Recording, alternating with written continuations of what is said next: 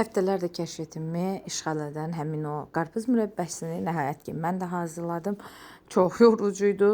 Dünən axşam saat 6-da başlayıb, bugün səhər saat 11-də bitirdim. Çünki çox uzadıcı bir və yorucu bir prosesi var. Gəlin hazırlamağına başlayaq. Hər şeyi əvvəlcədən deyirəm ki, sonra məndən dalaşmayasınız. Deməli, qarpızlarımızın əvvəl içlilərini təmizləyirik. İçərisində cüzi qırmızılıqlar qalır. Daha sonra isə üzərinin yaşıllıqlarını soyuruq. Formaya verərək doğrayırıq zövqümüzə uyğun. Kartof kəsənlə adətən kəsilir. Mən də o formada kəsdim.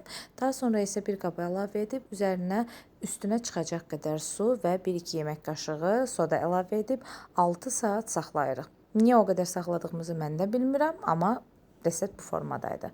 Daha sonra isə yaxşıca yuyuruq. 1 kilo meyvəyə 1 kiloqram yarım şəkər tozu və 5 stakan su əlavə etsəniz yaxşı olar. Çünki əks halda 1 kiloya 1 kilo eləyəndə şirə çatmır. Tam-tamına 3 dəfə təkrardan şərbət bişirmişəm. Hər dəfəsində 200 qram, 200 qram olmaqla. Çünki videoda o formada deyilirdi və sonda heç də alınmırdı. İndi gələk mövzuya. Deməli, qaynamağa qoyduq, yarım saat qaynadırıq gürxodda və içərisinə limon atıb altını söndürürük, tamamilə soyuduruq. Gecədən səhərə qədər mən saxladım, səhər təkrar durdum, altını yandırıram, gürxodda yenidən yarım saat qaynadıram.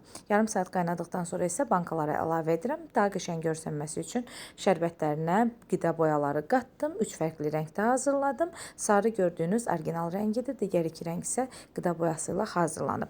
Bu arada daha ətraflı versiyasını YouTube kanalımda paylaşacağım. Orada daha geniş formada baxa bilərsiniz.